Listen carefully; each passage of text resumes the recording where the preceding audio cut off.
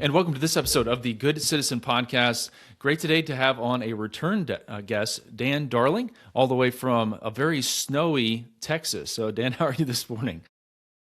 I'm good. We're in Fort Worth here, where we have more snow than we normally have, so people are sort of in their homes and not going about and doing too many things. But other than that, things are pretty good here.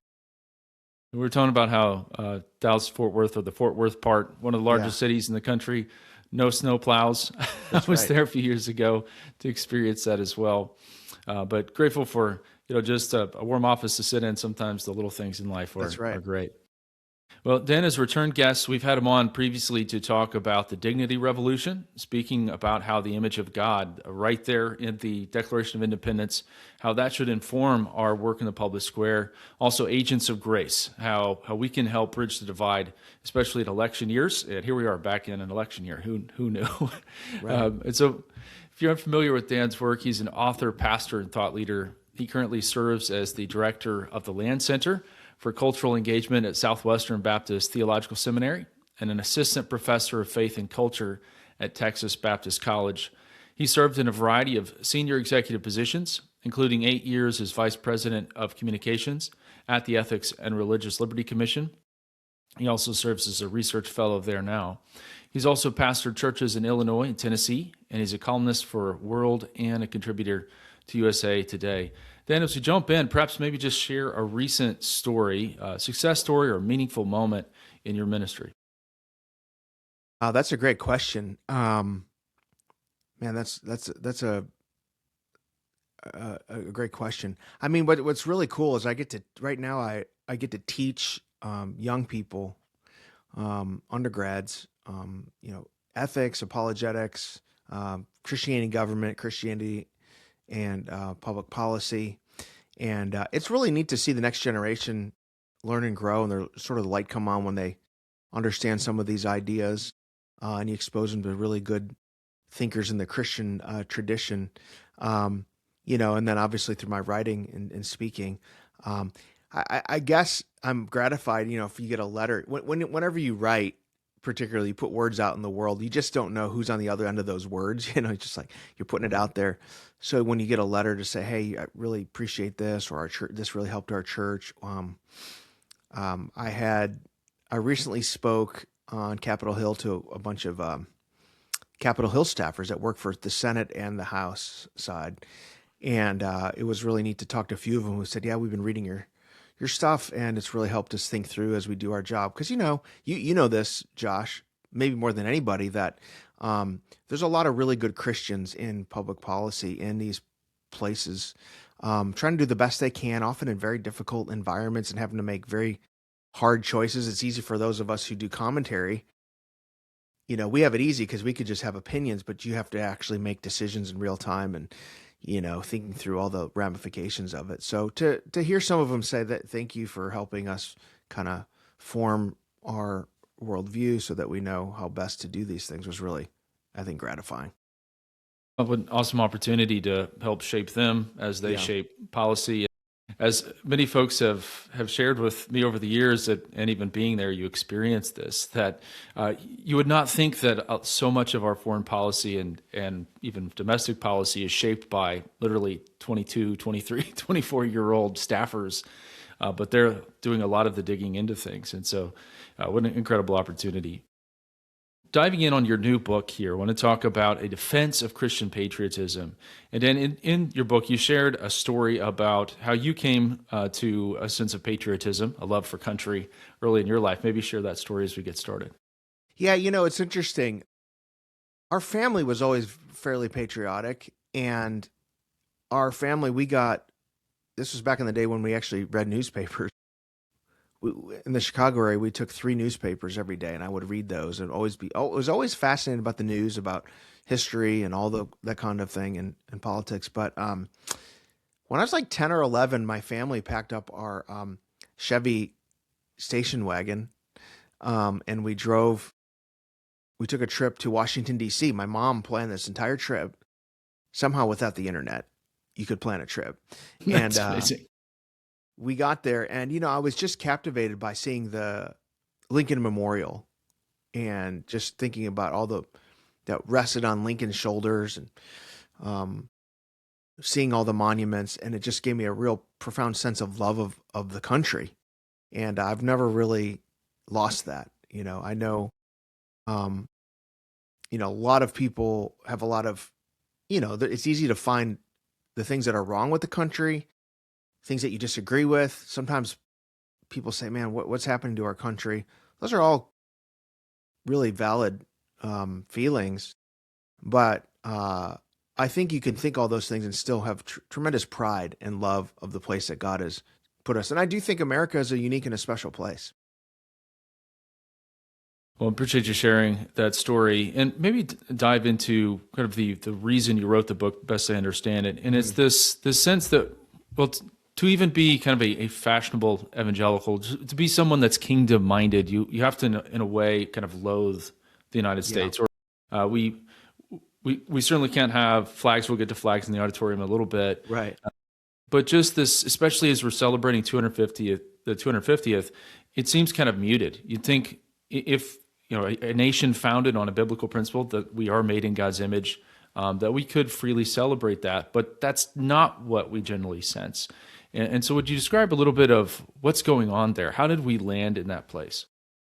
Well, I think it's a number of things. I think you're exactly right. I mean, even among conservative Bible believing Christians who love the Lord and, have conservative even policies and politics, there's a real, I think, reticence to express patriotism. And I think that's for a number of reasons. I think number one, there's been a concerted effort by the left over the last several decades to really shame Christians for loving their country, for being engaged in politics and policy.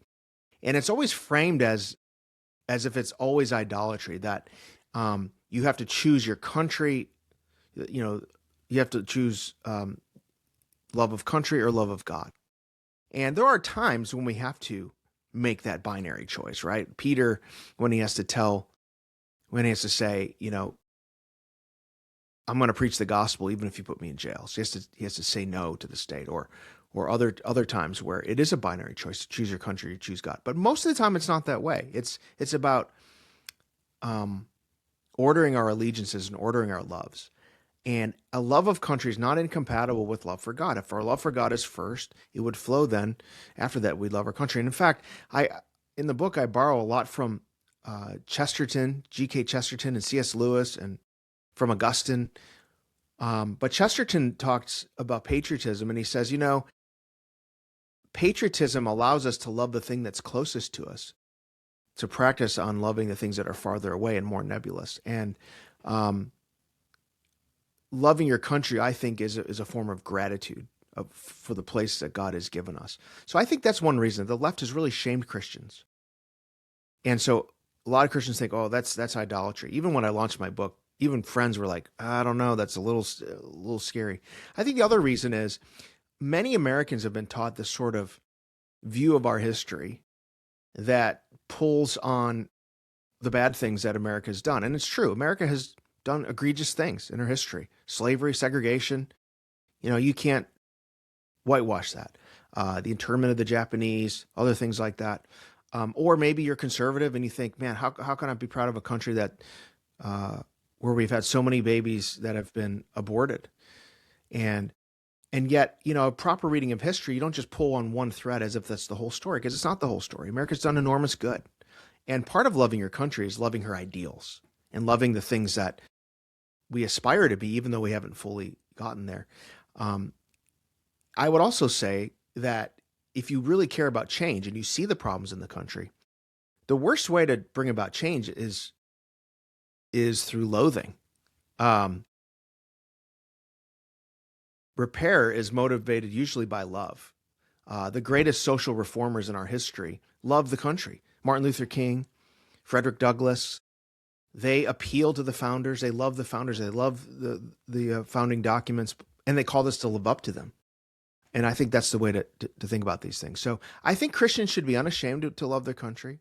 There is a form of patriotism that can be idolatry, and that may have been concern in other generations, or maybe it's a concern in certain places. But I think overwhelmingly, it's the opposite, that there's almost this idea that you have to be ashamed of your country, or you can't express how much you love it. Or, on the 4th of July, when we're all celebrating America, you have to have 17 caveats. And then you say, okay, by the way, I love my country. And you have to list all the bad things we did, which is so bizarre because, on my wife's birthday, I don't say, I love you despite all these 27 things you've done wrong.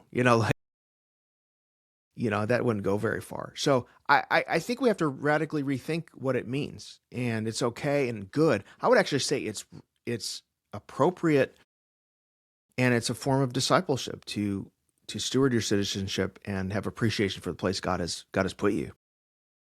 So good. I appreciate you mentioning Frederick Douglass. That was actually our episode last week, trying to do a few biographical sketches. And as we mentioned in that episode, if anyone had a reason to give up on the American experiment, it was Douglass, as he watched the Civil War descend into Jim Crow and segregation, and yet to the very end, he would decry the hypocrisy of slavery versus the Declaration, and said that that's part of patriotism, but he was still always positive and loved America. So that's a good. I wanted to dig into something you mentioned here about reframing this.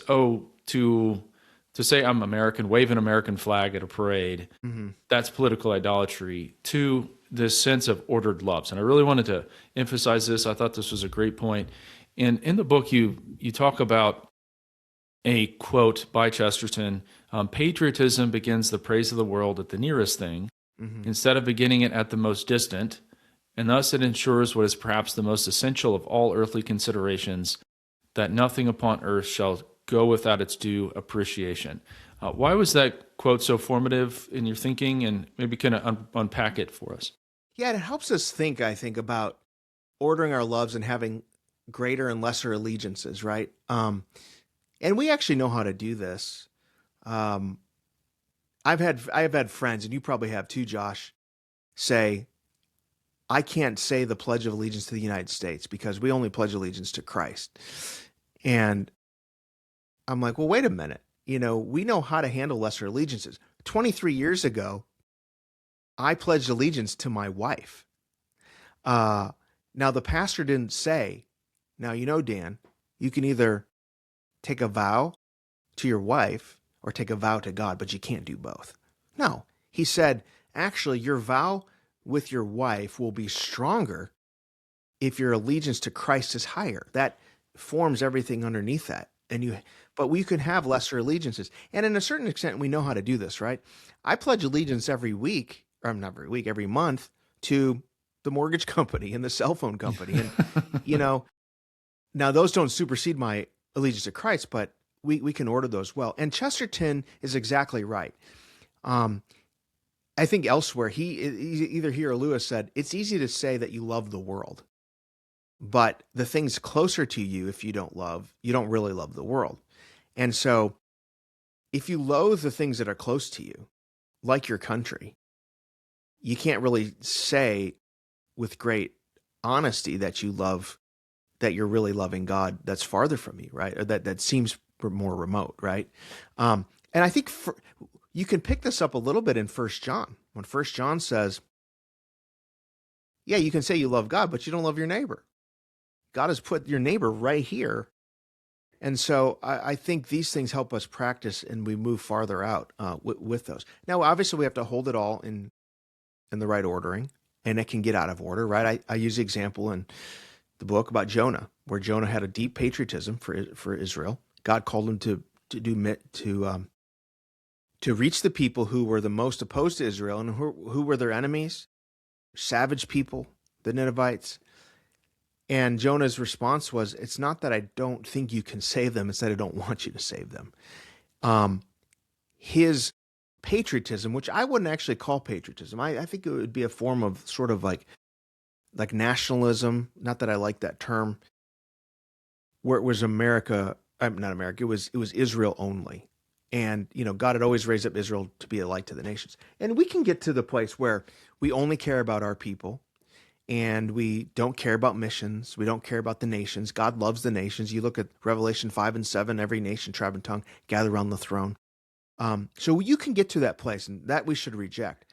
However, the opposite of that is in this sort of like nebulous, borderless, nationless kind of globalism that doesn't see nations for having value. I mean, again in Revelation 5 and 7, every nation retains their ethnic identity. So there's a kind of pride in your nation, and I think that is good and healthy. And as Richard John Neuhaus said 40 years ago, is a species of discipleship.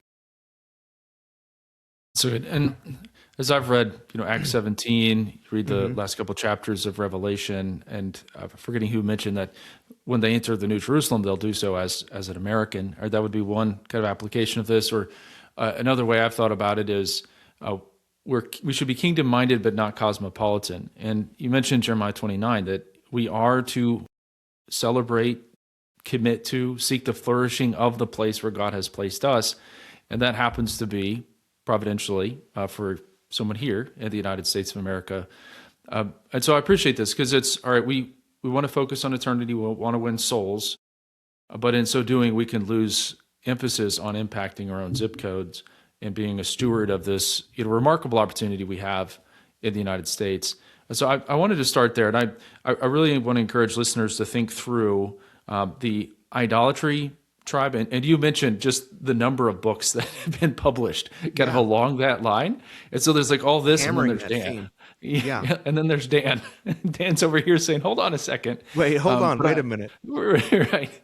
But I think that idea of idolatry versus ordered loves, and that's something we need to think through and help our people think through as well. So we've kind of talked about the church and kind of Christian thought, but also there is, as you mentioned, pushback from the progressive side of things saying, hey, there needs to be secular neutrality in the public square. And of course, that's a facade. I think most of our listeners are familiar with that. Everybody's legislating their own morality. But you go into, I think, an important point. What has that sense of enforced secular neutrality cost our society? Yeah. By the way, I want to just say one thing real quick before I address that. You mentioned Jeremiah 29, which I think is just a great text for us when we think about our responsibility, because, we do as Christians think of ourselves as citizens of the kingdom of heaven. Peter calls us strangers and foreigners, and at times we feel alienated from the world around us because we're citizens of God's kingdom. But what does that response look like? It doesn't look like huddling together and doing nothing. Jeremiah tells the exiles, no, actually seek the welfare of the city, seek the flourishing of the city, build, plant. And if Jewish refugees in Babylon could care about Babylon, which is far, far more wicked on its best day than America is on her worst day, right? I mean, none of those people would have voted for Nebuchadnezzar, I don't think. And how do you seek the flourishing of a city that you loathe, that you hate? You can't do it. Or a country that you hate. So I just think despising the country is really against the Christian ethic. But secondly, per what you're saying, I'm glad you brought that up. There's been this myth of neutrality, I think, really the second half of the 20th century into the 21st century, that I think misinterprets the Establishment Clause of the Constitution. Look, the founders, they really did not want a state church. They didn't want an official state church, because they looked through history, through church history, and saw where the church and state were too closely aligned. It wasn't good for the church or the state, and they were scarred by the religious wars.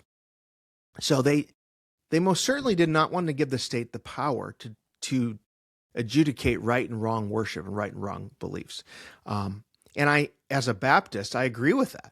The Baptists were instrumental. One of the core Baptist doctrines is that God alone is Lord of the conscience. You don't want to give the state the power to choose between right and wrong belief.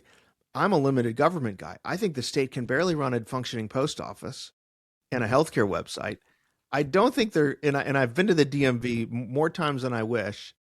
I don't think they're equipped to do that. God has given the keys of the kingdom to the church. And, so that's a core belief the founders had. At the same time, the founders grew up in an environment of Christianity. Now, they weren't all believers. Many of them were, like Adams and Jefferson were more universalists, where they believed a lot of the scripture, but didn't believe in some of the supernatural and the miracles of resurrection. Franklin was kind of in there. But they were all steeped in this milieu of Christianity. And if you read their writings, they never would anticipate this kind of secularism we had now. Their intent was not to push Christianity out of the public square. They understood that our rights come from God, as it says in the Declaration. In fact, they understood that a thick layer of virtue and religion, and I would argue Christianity, was essential for this experiment to work. I mean, John Adams' famous quote that this was only built for a moral and religious people. Thomas Jefferson, who was among the most secular of the founders, nevertheless understood that you had to have religion, you had to have Christianity. He attended church services held by Baptist John Leland on Capitol Hill as president. So, they never anticipated this idea of secularism. Even Ben Franklin, if you read his declaration or his plea at the Constitutional Congress for a day of prayer, and he's saying, have we come so far that we've forgotten providence, that we've forgotten how we got here? So this is how they felt. And I think they had the balance just right. And, in the middle of the 20th century, the court started to interpret the Establishment Clause, I think, in a way that became actively hostile to Christianity, so that, they had the one ruling, I forget the name of the Supreme Court ruling, but where it talked about a high and impregnable wall between church and state. That was never the founders' intent. Madison talked about a thin line between church and state. And so now you had a situation where anytime there was incidental contact between the state and religion, they thought that was out of bounds, right? That's the Lemon test, right? Where, anytime the state interacts with the religious organization, religious body, it has to have a secular purpose. Well, thankfully, the courts in the last 20 years have kind of pushed back on some of that. Look, there's no such thing as a neutral public square. Everybody's bringing their values to the public square. Richard John Newhouse talked about this 40 years ago in his book, The Naked Public Square, which I encourage folks to read. It's still a very good read. And he said a naked public square won't be naked very long. Someone's values will fill that void. And we've seen that, right? So if you push Christianity out, what fills the void? Well, we've seen things like the LGBT movement has filled the void, and it operated very much like a religion with its own, symbols and rituals and liturgies and high holy days and holidays and all those kinds of things. And so I think Christians should not be ashamed to bring our values in the public square. Christians running for office, Christians bringing this to bear on public life. We don't want the state to tell people how to worship, but it's okay and good and healthy, I think, when the state acknowledges that our rights come from God and that something has to form these values. Every piece of legislation is a reflection of some morality, right? If you think it's wrong to murder or to traffic children, that's a moral statement, and you make policies based on that. And so I think Christians need to think well about this, right? We don't want, I'm not a Christian nationalist in the sense that I don't want the state to enforce Christian faith and practice. First of all, I don't think we could get a consensus on that in this country. The people are not, the majority of Americans are not going to vote for that. But it's okay for our public officials to acknowledge God. The media hyperventilates, every time a Christian politician talks about their faith. Mike Johnson gets up there when he becomes Speaker of the House and he talks about how it's because of God's providence that I'm here. And, the media's like, oh, he's a Christian nationalist, and they're freaking out. Or when George Bush talked about Jesus Christ being his favorite philosopher, and there were articles, I remember reading them, about he's ushering in a theocracy, he's the new Taliban. And I'm just like, you folks need to read a little bit of American history. I mean, if you look through most of our history, Josh, our leaders, our presidents, many of our civic and social leaders referred to America's Christian character. I mean, FDR's D-Day prayer is an explicitly Christian prayer for success. If a leader like that prayed that, the media would lose their minds. Um, People on both sides of the aisle did this. Harry Truman, in a dedication for a Presbyterian church in Washington, D.C., said that basically this whole thing ain't going to work if we don't have Christianity and religion in America. And Dwight Eisenhower was insistent on putting under God in the pledge and on our coinage because he wanted it to be a bulwark against the atheism of the Soviet Union.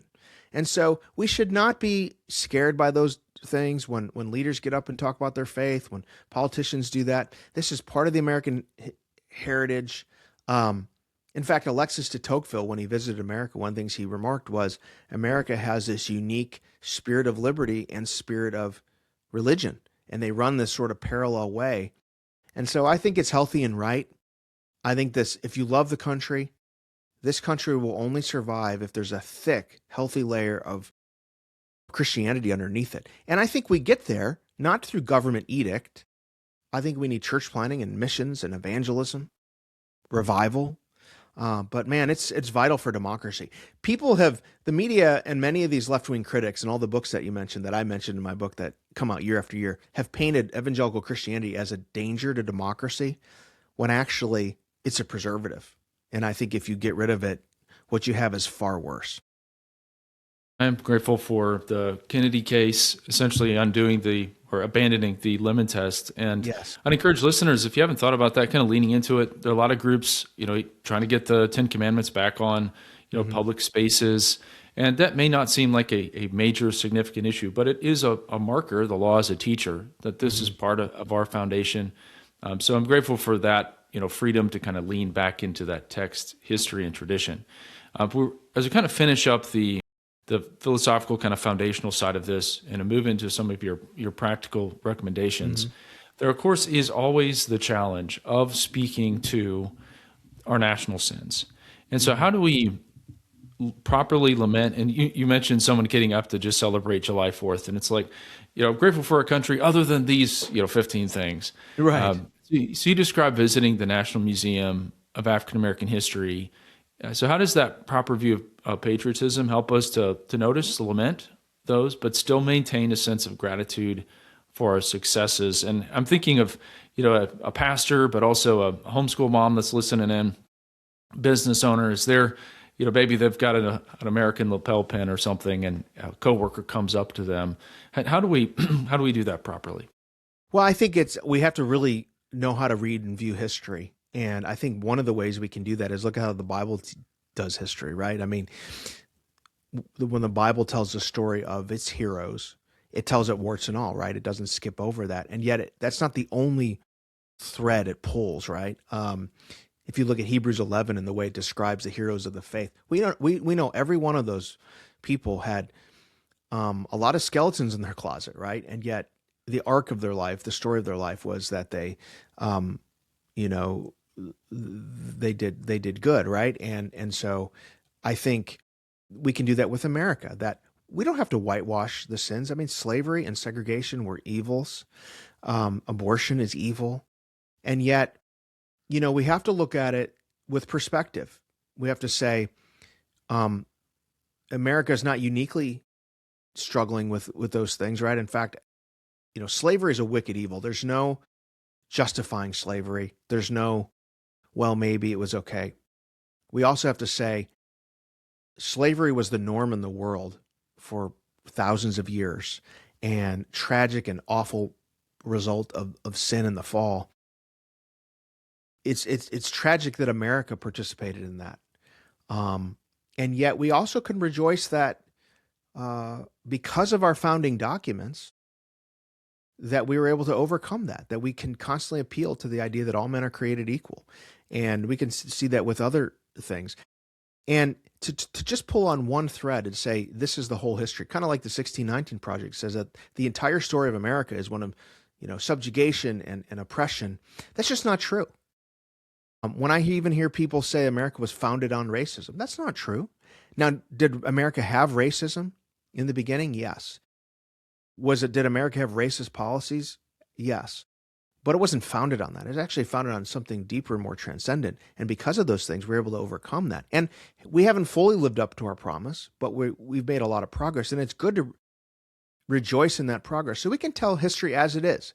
It's not all full of sin, but it's not all rosy either. And that's something we can be proud of. We can be proud of the things that we've overcome. We can be proud of a country where more and more people live under the all men are created equal. And so, this is how we deal with it. I think the two wrong ways to approach our history are to act like nothing ever was bad, or to act like that's the only thing, the only way to tell our story. The founders, I think, again, exhibited some of this where they had tremendous humility to say, God has been so gracious to give us this land in spite of our sins. I mean, the founders called for repentance and all these things.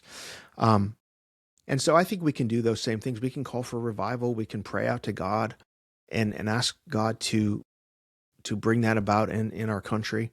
And I would say this, patriotism and loving our country is an important it's important to the social fabric, right? This sort of nihilism and cynicism is unhealthy. And by the way, it doesn't produce social change. No one's motivated by cynicism, nihilism. In fact, I think it's a little bit lazy. It's easy to just say everything's terrible, everything was terrible, rather than to have the discernment to say, no, here's the good things and here's things that are not so good about our history. And so we can be proud of this country. We can be proud of the things we've done, the good we've done around the world, the freedoms we enjoy. I also think, Josh, a little perspective is healthy. Some of the most patriotic people I know are immigrants or children of immigrants who have come from totalitarian regimes like Cuba or Venezuela. I'm talking legal immigrants here. I'm not talking, people who've come in illegally, but legal immigrants. And man, they love this country. I have a chance to teach some of the students in my classes. Their parents are immigrants. And I talk with them from time to time, and they say, man, my parents are the most patriotic Americans you'll ever meet. I mean, they're playing Lee Greenwood all day. They're waving the biggest flags you can find because they see it. They see the contrast, right? And sometimes those of us who are here through multiple generations just all we see is the bad, and we think, this is the worst country ever. It's like, man, y'all need to travel. Go on a mission trip. Go around the world and appreciate America's not the promised land. It's not the kingdom of God. But man, it's pretty good. We have it really good. And I think we should be grateful for that. And I appreciate you multiple times in the book speak to this concept of gratefulness and telling the full story.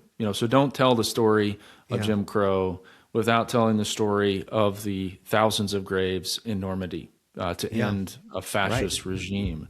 And even passing the nuclear test when we had the power to basically rule the world and instead rebuilt Europe and Japan. Like, how about that one, folks? And so I appreciate your approach there, and I know it's going to be helpful to folks.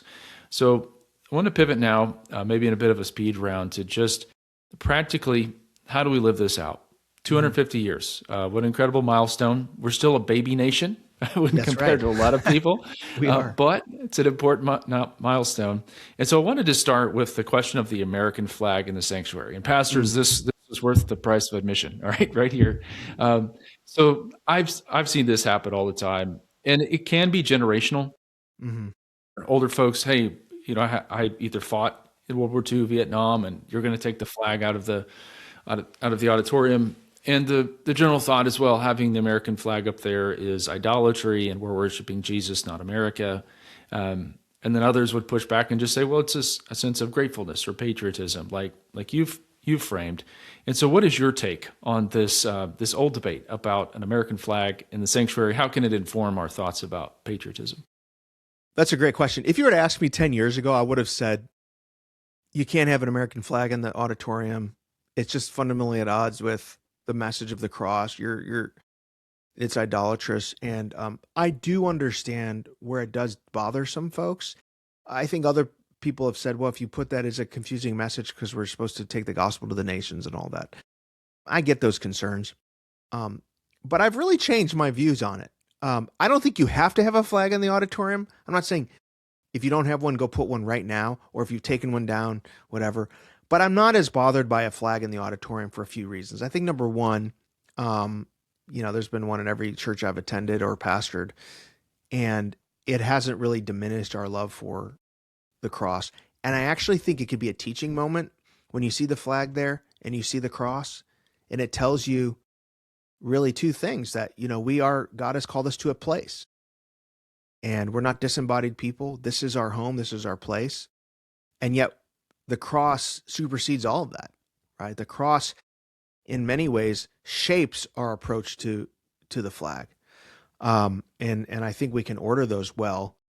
And I think it also honors, there's a lot of virtues in the flag that we can honor. It honors sacrifice. You think of all of the many military veterans that might be in our churches that put their lives on the line so that we can have freedom, so that we can actually worship freely in this country. We take that for granted, but all of us live under an umbrella of freedom, able to do all these things every day that was purchased by the blood of those who sacrificed for us. And that's a really good thing to remember. So if I'm advising a pastor, even if you're a little bothered by it and you're going to pastor a church, I would leave it alone. Number one, don't spend your leadership capital taking that flag down. But number two, I don't think you have to be bothered. I don't think it has to be disingenuous. I don't think it's incongruent, right? Now, if your worship services every Sunday are more about America than Scripture, then we have a problem, right? But you know what's funny about that, Josh? Very few, if any, churches I know of do that, right? The narrative from the media about evangelical churches that every week it's like a Republican Party pep rally and we're handing out Ronald Reagan bobblehead dolls and RNC talking points. And the truth is our churches are very pietistic. You'll hear very little politics in the pulpit on our side. And so, I have been to church services on July 4th where I heard more about Thomas Jefferson than about Jesus. I don't think that's good. I think what people need every Sunday is to hear a word from the Lord. They don't need punditry. And yet at the same time, I do think we live in a place and it's okay to honor the place God has sent us, Good. I appreciate that take.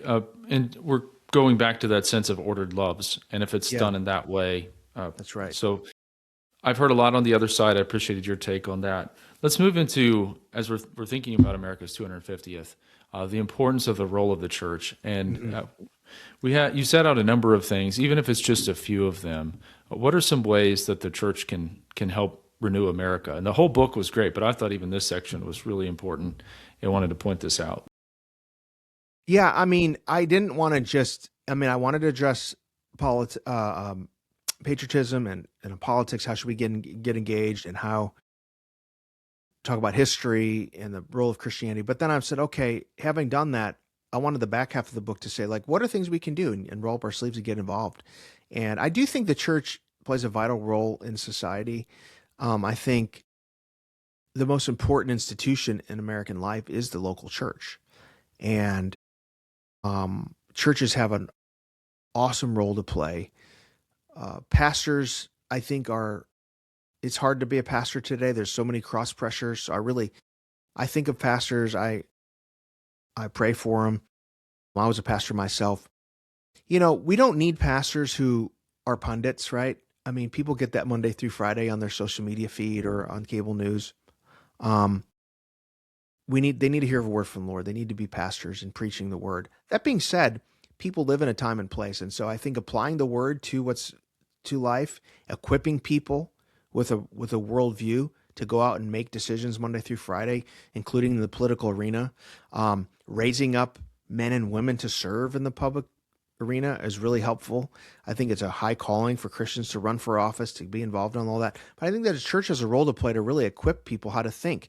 There are certain straight line issues from the scriptures that I think Christians need to know how to think about, whether it's marriage, whether it's sanctity of life, those kinds of things, the role of government, Romans 13, all that pastors can equip their people,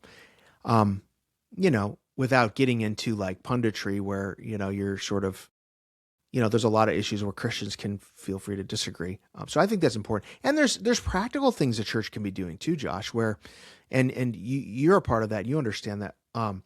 and that churches are doing, whether it's tutoring kids in public schools, whether it's helping with foster care, whether it's helping with crisis pregnancy centers and all those kinds of things. I think one of the biggest areas, and I have a whole chapter on this in the book, is the family.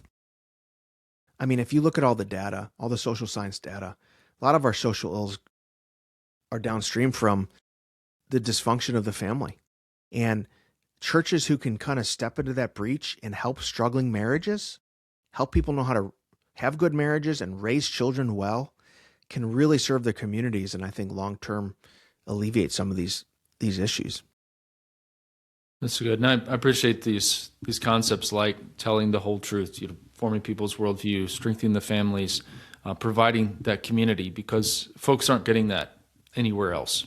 And it's always interesting to see secular attempts to recreate the community created by the local church. It doesn't work. It doesn't have, of course, the presence of the Holy Spirit there. But so that was encouraging. You did mention also public education. And I know not a number of our listeners, of course, my family is involved in religious education. Mm-hmm. And so sometimes we can get so invested there, and we kind of just throw up our hands and we say, well, public education isn't something we can engage. You argue the opposite. Would you speak into that? Yeah. And first of all, I'm a big believer in school choice, and I've supported it here. We just passed it here in Texas. My kids go to a Christian school, a great Christian school. They're being taught a Christian worldview and all the disciplines. So I'm a big believer in that. We've done all three at various stages of our lives. We've homeschooled, we've done public school, charter schools. Now we're in a Christian school. And I know for many parents, it's those are hard choices to make, right? And it's not that easy, And as much as I believe in school choice and I think churches should start more Christian schools, actually. I don't think we can abandon the public education system, because still the majority of kids in America are educated that way. And even if our own kids are not in there, or maybe they are, depending on your choice, we should care about the shape of it, right? Because those are our fellow citizens, future leaders coming through those systems. We should want them to be good. We should want kids to be educated well, and then not to be taught values that are contrary to American values. George Washington, one of his big priorities was education. In his first inaugural address, he mentioned it. In his last one, he mentioned it. He actually had this dream of a national university that was never fulfilled. But he talked about how important an educated citizenry was to the preservation of this republic. And I think he's right. And so we should care about that. That might mean running for school board, paying attention to referendums, pay attention to curriculums, even if our kids are not in those schools, because there's other kids. And as Christians, we care about our neighbors. We love our neighbors. And very few things affect the flourishing of our neighbors like education policy. And we can't just sort of abandon that. Now, everyone has a different calling, but God has called some people to go in to be teachers in the public education system, to be principals, to again, sit on school boards, to shape policy, to be in education departments. Texas has a really good Department of Education, and they're really kind of offering some really good curriculums and other things that kind of rebalance some of what's been taught. And I think those are all great initiatives. The church has a real big role. And really, this ties in to the Reformation. I mean, the Reformers were big believers in education, whether it's Martin Luther, John Calvin, others. So it's really at the heart of the church's mission, I think. Absolutely. And we've often talked about, we're a religion of a book, the Bible. And there's always been a relationship between education and Christianity, just for folks to be able to read Scripture, So it could be as basic as that. But our organization, we've been thinking through this, others around the country as well, encouraging folks to get back on those school boards. So you know what's being taught in the class at 10 a.m. And helping just basic creation order type stuff. Parents being informed if a child comes to school and declares themselves to be a different gender, rather than withholding that information. Just so many great reasons to be involved there. Well, Dan, I appreciate the book, this sense of gratitude rather than loathing of the United States. Maybe kind of a final word. I appreciated that last chapter about changing the nation from your own backyard. Mm-hmm. So what's kind of your closing encouragement to folks as we celebrate our 250th? Yeah, I mean, my first encouragement is even like I say in the back of the book, figure out what your calling is. Everyone has a different calling. Some have callings to be real active in public policy, like you are, or like I am. Some have more quiet callings. A calling of a pastor is different than the calling of a politician. But whatever God has given you your sphere of influence, what can you do to help shape the next generation of this country? We have endured 250 years. Revolutions usually don't endure, right? And ours did. And there's a reason. I think ours was special and unique, but we wanted to last for another 250 years. And so we have a part to play to make sure our kids, the future generations, have it as good as we did. And so we should roll up our sleeves and figure out what's my role in that. I also want to say, and people call me Pollyannish for this, but I'm actually bullish on the American experiment. I'm bullish on the church. I think God is doing some great things through his people in this country. I think you see these signs of revival everywhere. Young people, Gen Z, coming back to the Lord, coming to faith. I see what churches are doing in their communities. It's really incredible, whether it's partnering with public schools to help tutor kids or feed people or, foster kids. You see this as well, Josh. I'm really hopeful, and I'm hopeful about America. I'm not cynical. I know there's a lot of issues and problems. I know there's people on the far right and far left that have given up on the American experiment, but I haven't. I don't think we should either. No, I so appreciate that, Dan, and just thank you for writing this book. As I mentioned before, there's a whole litany of like, hey, here's this established way you look at this topic, and then you came in with, I think, a wise biblical approach to it. So thank you for taking the time to write the book. We'll link to it in the show notes as well as to your X account and others, so folks can get connected with you. So thanks again, and we'll look forward to connecting with you again in the future. Well, thank you, Josh. And really just want to say, I want to thank you for all the incredible work you are doing there in Indiana. Just really important stuff. Appreciate it.